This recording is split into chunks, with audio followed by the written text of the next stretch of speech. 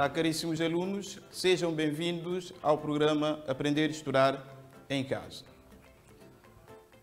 Eu sou o professor Jeremias Correia, professor de Geologia do 11º e 12º ano de escolaridade. Gostaria de relembrar-vos que o momento que estamos a atravessar exige de cada um de nós atitudes assertivas. Portanto, siga as orientações das autoridades sanitárias. Então, vamos ao sumário da aula de hoje.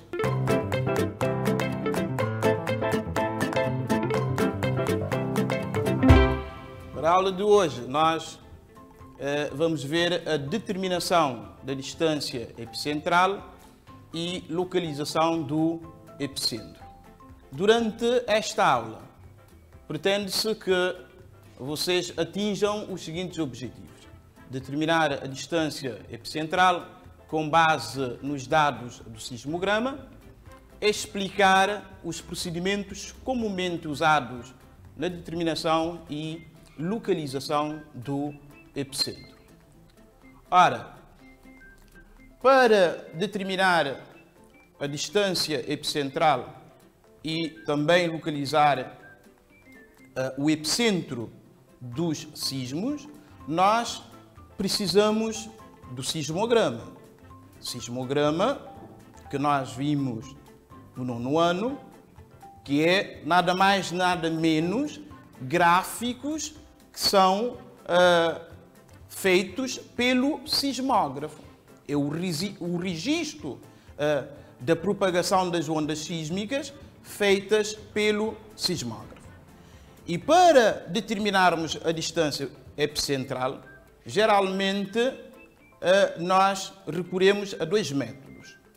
Um que nós damos o nome de método gráfico e o outro método que nós damos o nome de método empírico. E durante esta aula vamos ver os dois métodos. Ora, vocês têm aqui o sismograma, que a professora já definiu, e no sismograma nós encontramos um conjunto de zigue-zagues, podemos dizer assim, e esses zigue-zagues são nada mais, nada menos do que as ondas sísmicas que foram registadas num papel, neste caso, um papel milimétrico, não é? E se nós observarmos bem este sismograma, pode-se ver que a primeira onda a ser registada é a onda P, ondas primárias que nós vimos na aula passada.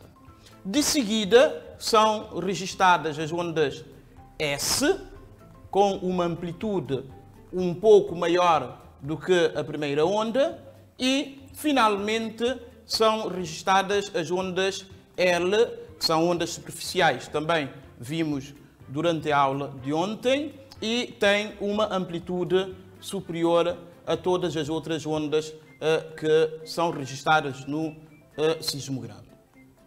Também, aqui, nós podemos, através do sismograma,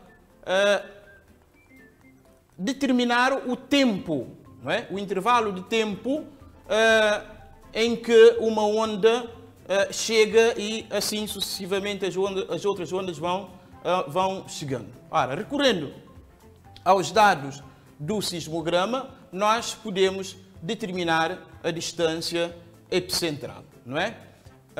O sismograma, que, repito, é o registro gráfico das ondas sísmicas. Agora, como nós podemos proceder para determinarmos a distância epicentral através do sismograma, não é?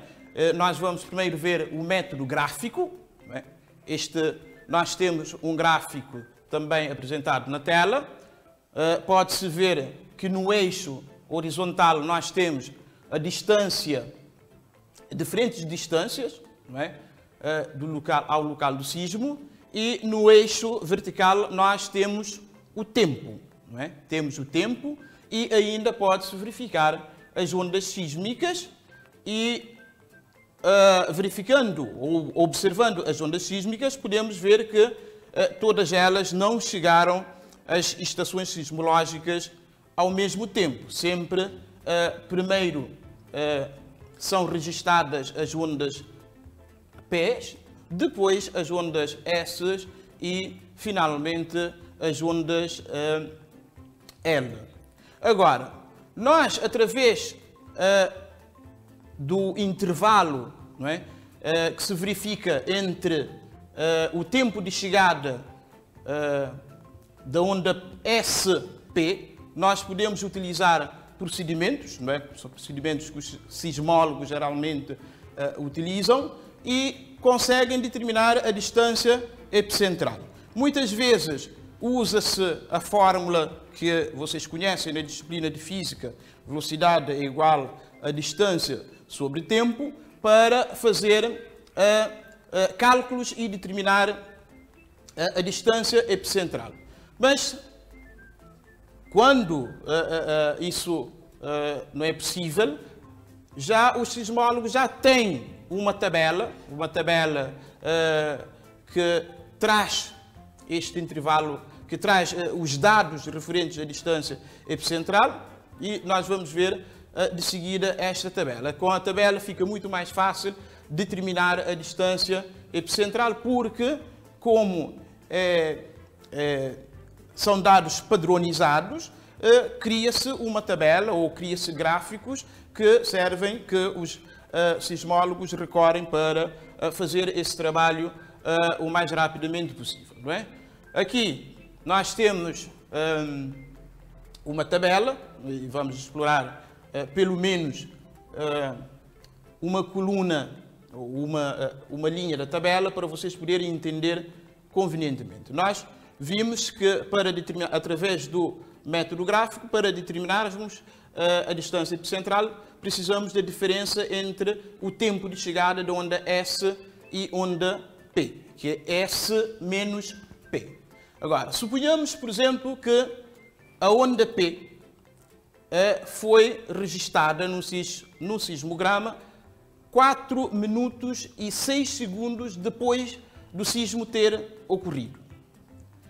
A onda S, 7 minutos e 25 segundos após o sismo ter ocorrido. Se fazermos a diferença, 7 menos 4 dá 3, não é? 3 minutos, e 25 menos 6 dá 19 segundos. Para 3 minutos e 19 segundos, o cálculo que se faz da distância epicentral, encontra-se um valor aproximado de 2.000 km. O mesmo procedimento se faz para os outros tempos, não é? Nós temos, por exemplo, na segunda linha, a onda P começou a ser registada 6 minutos e 58 segundos após o sismo ter ocorrido. A onda S, 12 minutos e 36 segundos. Fazendo a diferença, encontra-se um valor de 5 minutos e 38 segundos. E, fazendo os cálculos, obtém-se uma distância epicentral de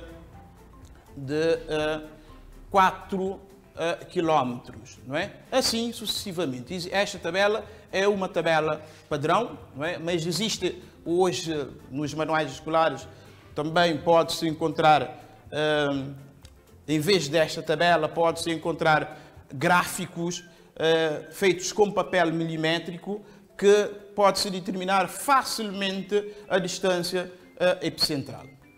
Ora, a distância epicentral também pode ser determinada, como o professor disse, através do método empírico. Tá bom? Há o método gráfico, existe também o método empírico. O método empírico utiliza esta fórmula. Tá bom? Utiliza esta fórmula. A fórmula distância epicentral, que deve vir em quilómetros, é igual a S menos P. S menos P é o tempo de chegada da onda S menos o tempo da chegada da onda P, menos 1 vezes 1000. Ora, esta fórmula, ela apenas é usada para distâncias superiores a 100 km. 100 km, estamos a falar da distância entre o epicentro e a estação sismológica. Ora, vamos fazer agora ver um exemplo para vocês poderem perceber convenientemente como é que se utiliza esta fórmula. Por exemplo, se a diferença de tempo de chegada da onda S e tempo de chegada da onda P for de 7 minutos, nós fazemos o seguinte: distância epicentral S menos P. 7 minutos, subtraímos 1, dá 6, multiplicamos por 1000. E a distância epicentral, multiplicando 6 vezes 1000, a distância epicentral que nós vamos encontrar é de 6 km. Ora, tudo isto é teoria, não é? Tudo isto é teoria e vocês vão perceber que é muito mais fácil quando nós temos, por exemplo, um enunciado, vocês vão ver que é muito mais fácil fazer isto, porque é um exercício muito fácil de se fazer. Então, para determinar o epicentro do sismo, não é? Nós, tenho que dizer que agora passamos para os procedimentos que geralmente são usados para determinar e localizar o epicentro do sismo. Nós vamos ver 3 procedimentos, tá bom? No primeiro procedimento, o que é que comumente se faz?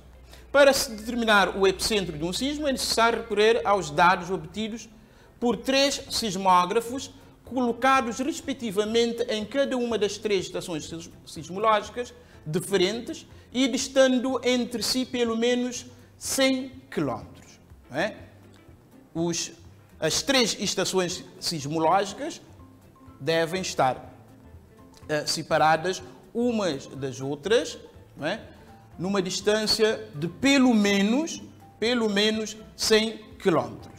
Isto nós devemos levar em consideração. No segundo momento do procedimento, a partir dos dados obtidos nos sismogramas das 3 estações sismológicas, calcula-se a distância epicentral para cada estação. O cálculo da distância epicentral, nós acabamos de ver que pode ser feito através de método gráfico, mas também pode ser através do método empírico, que também acabamos de ver. No terceiro momento, que é o terceiro procedimento, comumente, após se saber as distâncias epicentrais, que nós calculamos, relativamente às 3 estações sismológicas, para se determinar o epicentro do sismo, traça-se sobre uma carta, recorrendo a um compasso e a uma régua graduada, uma circunferência com o centro na estação respectiva e raio igual à abertura do compasso, à distância epicentral convertida na escala da carta para cada uma das referidas estações. O ponto correspondente à interseção das 3 circunferências corresponderá ao epicentro. Ora, isto é teoria, por vezes, quando se explica oralmente assim ao aluno, o aluno pode ficar confuso. O importante aqui a pontuar é o seguinte: vamos precisar de sismograma com os seus dados, vamos precisar de um mapa, vamos precisar de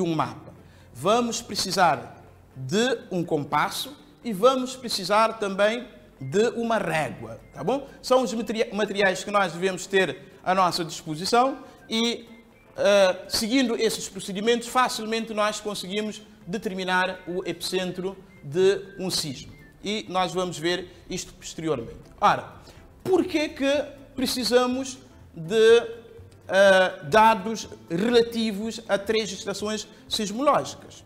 Vamos perceber primeiro.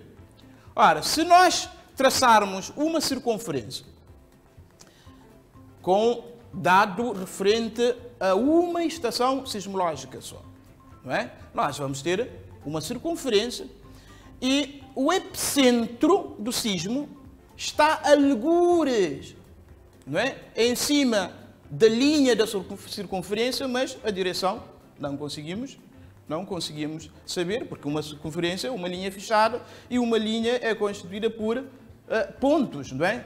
Nós não vamos conseguir saber qual é o ponto que corresponde ao epicentro. Com dados de 2 estações sismográficas ou sismológicas, nós vamos traçar 2 circunferências. As 2 circunferências podem se intersetar, mas reparem que intersetam em 2 pontos. Aqui fica também complicado, porque o epicentro pode estar num ponto como no outro ponto, não é? Fica muito complicado, nós não sabemos e aqui a adivinha não serve. Então vamos precisar de dados de uma outra estação sismológica e, traçando uma circunferência, as 3 circunferências vão se intersetar num ponto único e este ponto único corresponde ao epicentro do sismo. Então vamos ver isto na prática para vocês poderem perceber melhor, não é? Eu trouxe um exemplo aqui, não é? O exemplo pede para determinar o epicentro do sismo, cujas distâncias epicentrais, veja que aqui as distâncias epicentrais já são dadas, não é? Nós temos 3 estações, a estação A, New York, a estação B, Stuttgart, a estação C, Rio de Janeiro, não é? Para cada estação nós temos dado da distância epicentral. Para a estação de New York nós temos 4.200 km de distância epicentral. Stuttgart, Alemanha, nós temos 3.480 km de distância epicentral. E para Rio de Janeiro temos 7.080 km de distância epicentral. O professor disse que vamos precisar de um mapa, não é? E um mapa deve ter sempre uma escala, até porque a escala é um dos elementos fundamentais de um mapa. Aqui o mapa que nós vamos utilizar é um mapa com escala 1 por 1.400. Significa que 1 centímetro na carta corresponde a 1.400 km.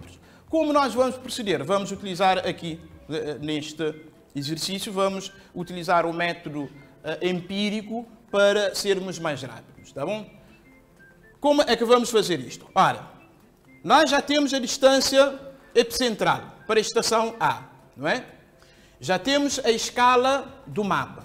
No mapa diz que 1 centímetro corresponde a 1.400 quilómetros, não é? Então, aqui, 4.200 quilómetros de distância epicentral corresponde a quê? Corresponde a x. Então, portanto, x centímetros corresponde a 4.200 quilómetros. Fazendo esses cálculos, não é? Regra de 3 simples, multiplicamos x vezes 1.400 e 4.200 vezes 1, vamos obter x é igual a 4.200 sobre 1.400, que dá 3 centímetros. Portanto, façam para as restantes estações para nós podermos ver. Eu sei que vocês são capazes.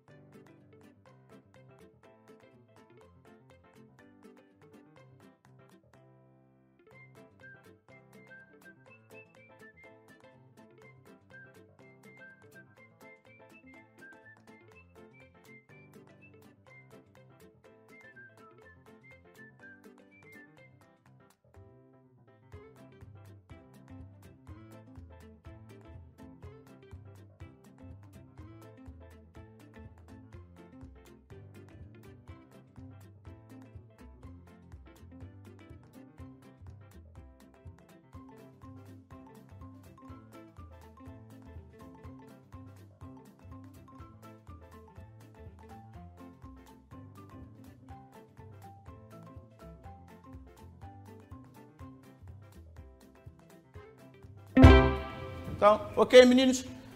Certo, vocês conseguiram. Para a estação B, utilizando os mesmos procedimentos, nós vamos obter uma distância de 2,48 centímetros. E para a estação C, também, provavelmente, sim, encontraram o valor de 5,05 centímetros. Por que é que nós temos que fazer cálculos da distância epicentral transformando-na a partir da escala da carta? Porque, obviamente, que nós não vamos ter um compasso com 4.000 que consiga abrir 4.200 quilómetros. Nem vamos ter também um mapa com esta dimensão. Portanto, por isso nós temos que transformar esses valores à escala da carta. Então, assim, nós vamos para o outro procedimento, não é? Agora já temos os valores, vamos pegar no compasso e na régua, vamos abrir o compasso, não é? Vamos abrir o compasso e pôr aquele biquinho do compasso em cada um desses pontos que estão a demonstrar a localização das estações sismológicas. E vamos traçar circunferência. Se nós abrirmos o compasso da estação A, não é? Nós vamos traçar uma circunferência assim, não é? Mas reparem que esta única circunferência não nos dá, obviamente, o epicentro, porque, como eu disse, é uma linha fechada, então, portanto, formada por pontos. A localização pode estar em qualquer lugar, mas nós não sabemos. Então, vamos precisar traçar mais uma circunferência aqui.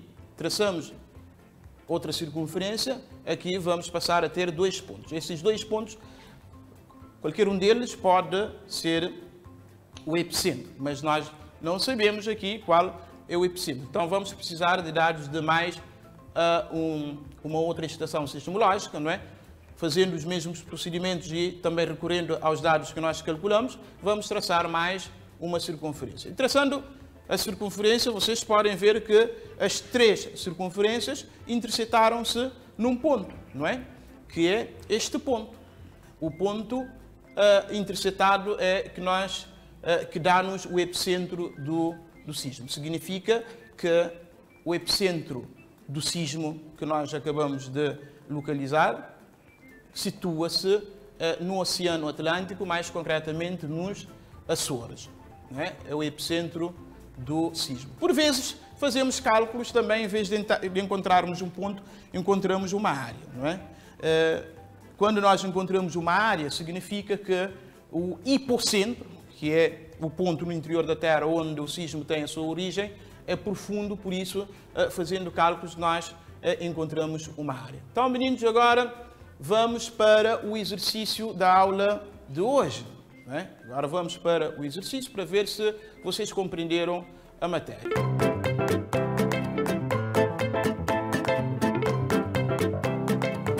Ora, numa estação sismográfica, a onda S foi registada 8,5 minutos após o registro da onda P. Calcule a distância em que se situa o epicentro em relação a essa estação sismográfica. Ora, aqui nós não temos dados do sismograma, não temos um sismograma para fazermos cálculos a partir dos dados gráficos, então vamos utilizar o método empírico, tá bom? Para fazer o exercício. Então vamos ao exercício, meninos.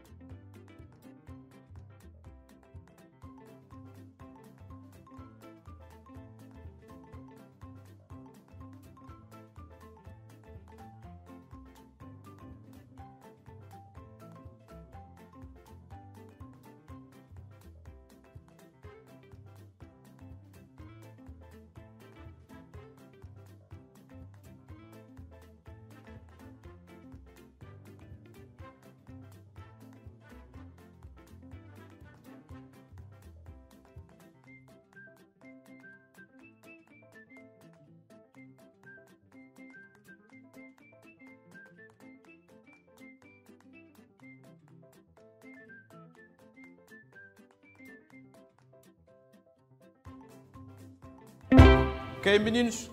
O tempo que eu dei já acabou, então, portanto, vamos à correção. Eu tenho, como sempre, absoluta confiança em vocês, portanto, vamos fazer a correção.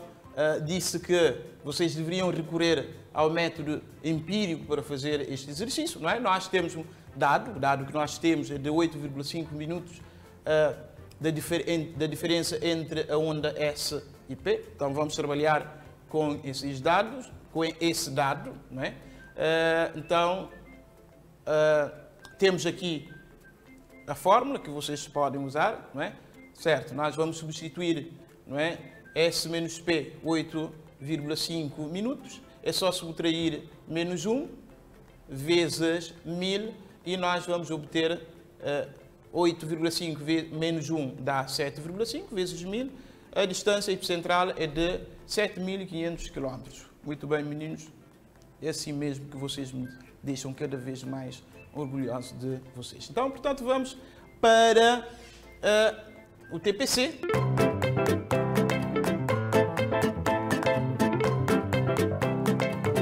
Vocês vão ter um TPC para fazer em casa, peçam a ajuda dos vossos professores, dos vossos pais, também amigos, não é? Colegas, vocês podem também fazer isto juntos. Não é? O epicentro de um sismo situa-se a 100 km de Paris. Vocês têm aqui Paris, 400 km de Viena, 1100 km de Atenas, e ainda vocês têm 430 km de Nápoles. Significa que vocês têm dados de 4 estações sismológicas, não é?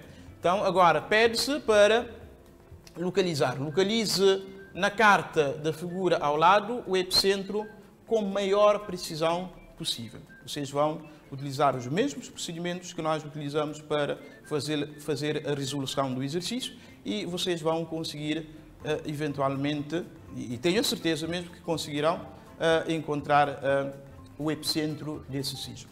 Então, nós vamos agora para a síntese, não é? A síntese ou o resumo desta aula.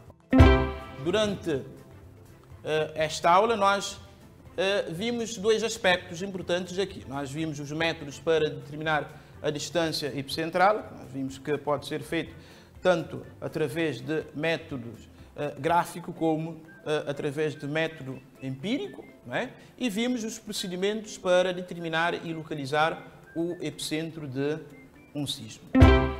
Então, caríssimos, foi assim mais uma aula de geologia no programa Aprender e Estudar em Casa.